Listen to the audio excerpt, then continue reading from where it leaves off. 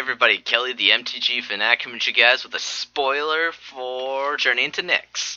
I know I haven't really done very many videos on this, but I have to do this. The cards in this set are simply amazing. The artwork is beautiful, the cards are powerful, and it just looks amazing.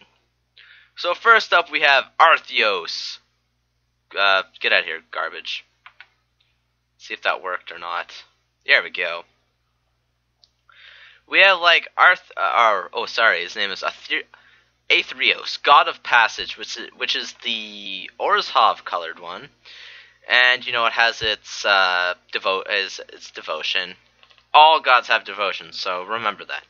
But then, when another creature you own dies, return it to your hand unless target opponent pays 3 life.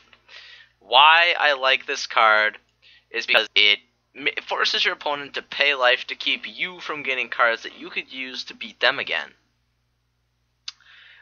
We also have like Keranos, God of Storms. We have Pharika, God of Affliction. Iros, God of Victory. Krufix, God of Horizons. So we have the Simic God, we have a Boros God, we have an Orzhov God, we have an Izzet God, and we have a Golgari God. Which, one looks like a snake, one looks like a centaur, one looks like, you know, your 4-on mutant, and then one looks like, you know, has to deal with the elementals. So I won't go over I might go over all the cards in detail. I'm not sure here yet, because there's a lot to go through, and a lot of good cards. I don't think everything in the set has actually been spoiled yet, unless the set is pretty small, so I could be wrong, but we do have a lot, including all the dictates, one of Heliod, Krufix, Erebos, Twin Gods, and Karamitra. So, our gods here, God of Storms forces your opponent to take damage. Affliction causes snake enchantment creature tokens with death touch to enter the battlefield.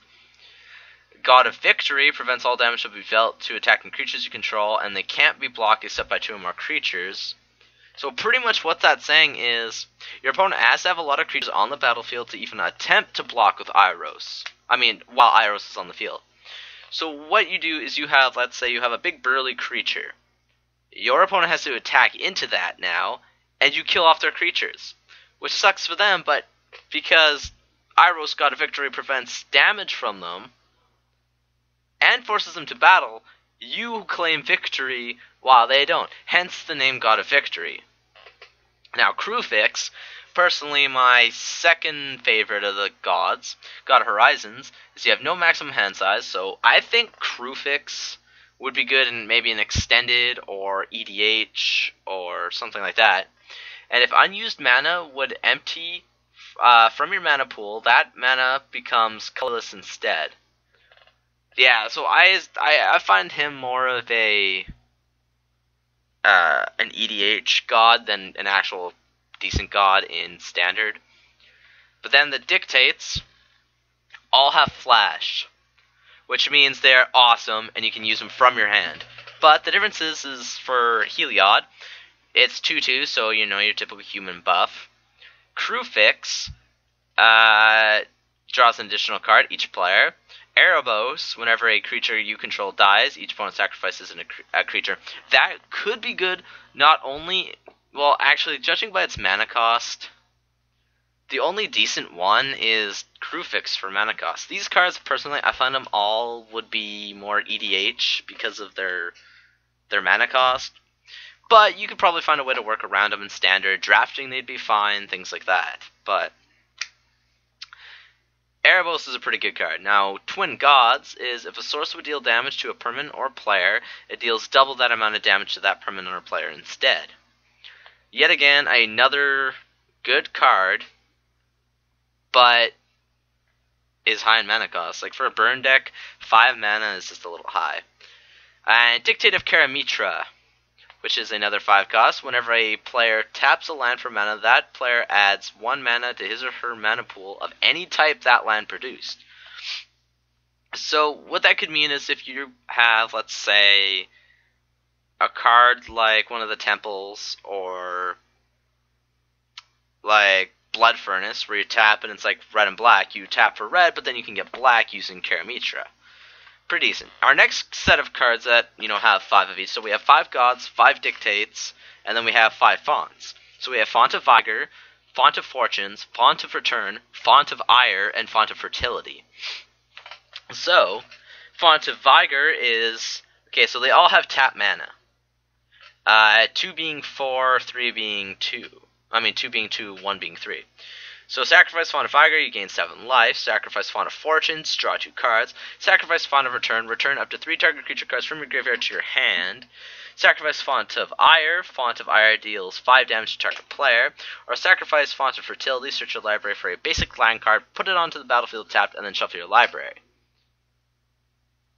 I see Font of Fertility being used in Standard. And I maybe see Return or Fortunes. I really don't see Vigor. I really don't see Ire. And Return is iffy. But I think Fortunes and Fertility will be seen quite a bit.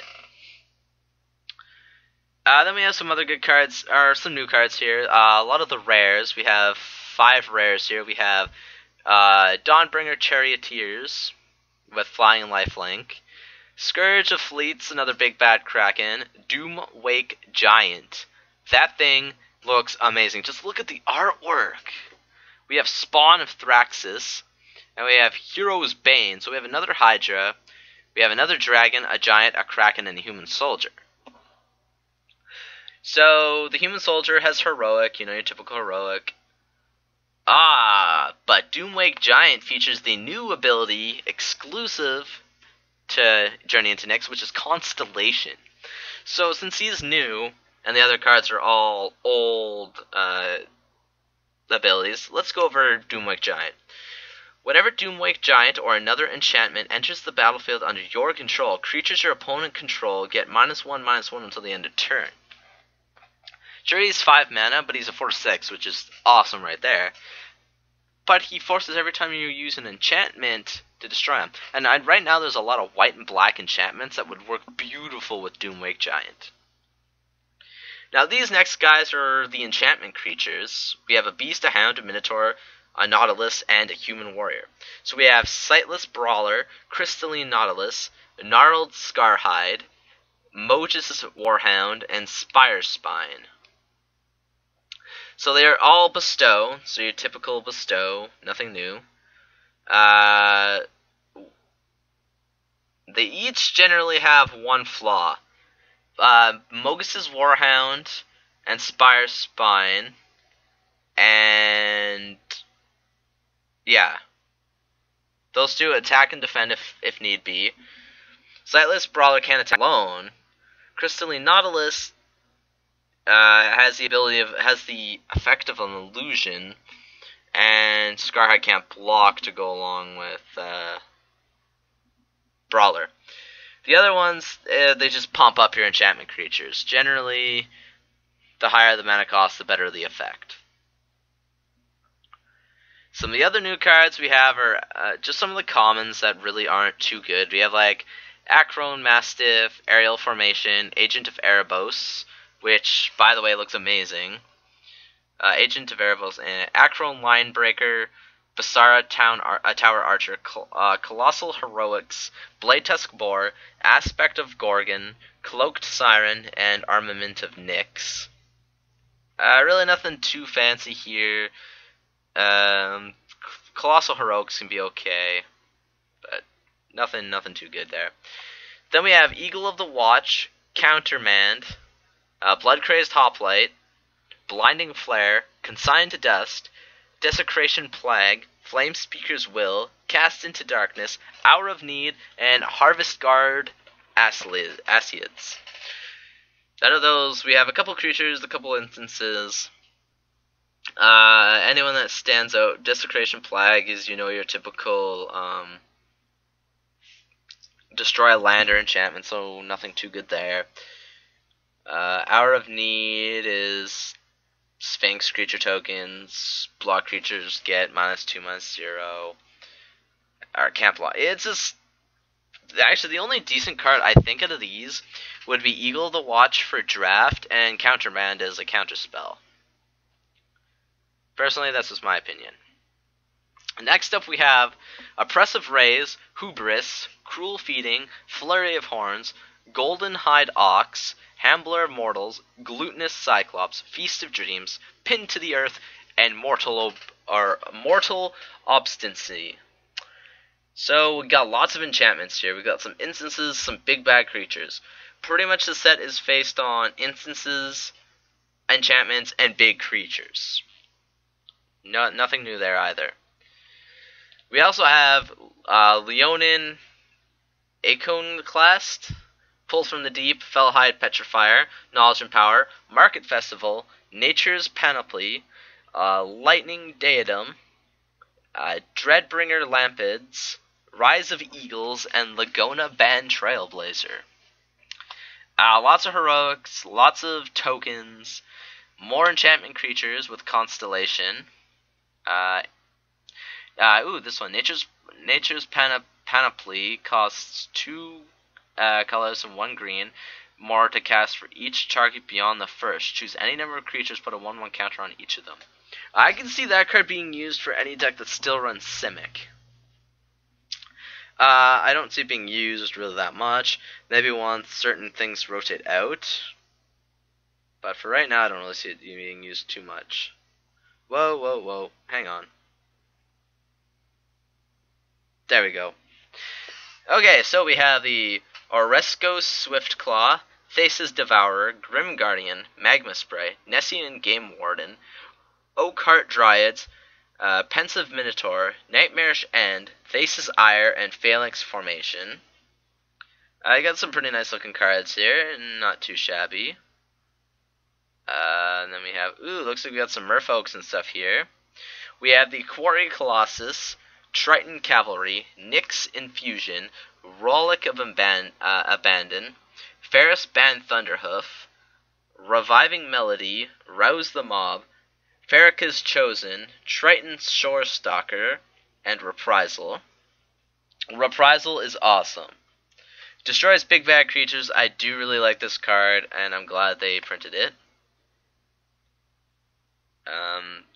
We're actually getting back into some rares here. We got a rare Skybind. Kind of nice to see something uncommon common. And let's read its ability since it's a rare. Constellation. Whenever Skybind or another enchantment enters the battlefield under your control, exile target non-enchantment permanent. Return that card to the battlefield under its owner's control at the beginning of the next end step. That can mean victory for you, but at 5 costs can be annoying. Then we have Warwing Siren, Returned Reveler, Sigiled Skink, Satyr Grove Dancer, Solidarity of Heroes, Starfall, Rotted Hulk, Godhunter Octopus, and Skyspear Cavalry. Interesting. Nothing too big there. Looks like we got three new rares here. So the rares are Daring Thief, which has Inspired as one of its abilities. Whenever Daring Thief becomes untapped, you may exchange control of target non-land permanent you control and target permanent an opponent controls that shares a card type with it. Not really that good. Now this card right here. This one is sold out everywhere. Like every website I go on, it's sold out. Battlefield Thaumaturge. It has a human wizard, 2 cost for a 2/1. Each instant and sorcery spell you cast costs 1 less to cast for each creature it targets. So those ones that increase for every target, this one decreases it. And Heroic, whenever you cast a spell that targets Battlefield Thaumaturge gains hexproof until the end of turn. I can see him being a very useful card. While the other rare is Harnessed by Force. And then we got, some other cards here that no one really cares about. Our next set of cards, our rare one is Polymorph Rush, which is one of those cards that, goes up in the cost. We have a Mythic over here, which is Prophetic Flame Speaker. And he has Double Strike and Trample. He's a 3 for a 1/3. Whenever Prophetic Flame Speaker deals combat damage to a player, exile the top card of your library. You may play it this turn. That's pretty cool. And our rare for this, oh, we actually have two rares. Decide, which is just a cheesy card. And Bearer of the Heavens. When Bearer of the Heavens dies, destroy all permanents at the beginning of the next end step. So for an 8 cost, 10. So if they manage to actually kill off something that big, they cause their own destruction. That is just stupid if they kill them off. Okay, we got Banishing Light, which is actually just, which one is that? What card is that again? It's that, not Silence, but the one that locks him out. When Binding Light enters the battlefield, exile target non-land permanent opponent controls until Banishing Light leaves the battlefield. It's a great card. We got Hypnotic Siren, Master of the Feast. I think Master of the Feast is the intro pack card. Hydra Broodmaster, I think, is another one of the intro pack cards. We got Fairies Band Warchief, which is Vigilance and Trample, and other Centaur creatures also get +1/+1 and Trample. King Makar, the Gold Cursed, which is King Midas with Inspired. Excuse me. Whenever King Makar, the Gold Cursed, becomes untapped, you may exile target creature. If you do, put a colorless artifact token named Gold onto the battlefield. It has sacrificed this artifact, add 1 mana of any color to your mana pool. That is great. I really like that. We got Aegis of the God, which is a human soldier with Bestow and Hexproof. Oh wait, no, sorry, it says Hexproof, not Bestow. Wow, that's actually a 2/1 for 2 Hexproof. That's not bad. We got Twin Flame, 2, and any number of creatures. Burn, whatever. Okay, moving on. We got Eidolons. We got Citizen Tactics is another rare. We got Eidolon of the Great Revel. Launch the Fleet. Ritual of the Returned. We got Silence the Believers. Ooh, wait a minute. Finally, a decent card from that artist. Wow, Eidolon of Blossoms is another rare. We got Godsend, which is another mythic. And its ability is for 3. It's a legendary artifact equipment. Equipped creature gets +3/+C. Whenever equipped creature blocks or becomes blocked by 1 or more creatures, you may exile one of those creatures. Opponents can't cast cards with the same name as cards exiled with Godsend. Ooh, I like that. And then we have Erebos' card with the 3 Dark Gods, which is Extinguish All Hope for 6 mana, which is expensive. Destroy all non-enchantment creatures. It has all 3 bad gods. That is so cool. That is just awesome. And down here, ooh, what is this? Oh, why are these cards separated? What? I don't get this. Why are these ones separated? We have Ajani, Mentor of Heroes, which is our big planeswalker that was announced to us. Revel of the Fallen God, Stormchaser Chimera, Nyx Weaver, Fleet Feather Cockatrice, Chariot of Victory, Armory of Iros, Underworld Coinsmith, Desperate Stand, Disciple of Deceit, Deserter's Quarters, Goldforged Sentinel, Hall of Triumph, Temple of Epiphany, Temple of Malady, and Mana Confluence, which is awesome. Mana Confluence will be a beast card. I have a feeling that's going to be expensive. Now, there was a Planeswalker that was partially announced in half. And I won't go over him because he hasn't actually officially been announced, but we've seen half of him. So, I hope you guys all enjoyed these spoilers. And what are you guys looking forward to? Please tell me. I'm actually looking forward to seeing Farrakha, Keranos, and some more of the black cards like Dictate of Erebos. So, tell me in the comment section what you guys think, and I hope you guys all have a good day. Please check out my channel for more Magic the Gathering content.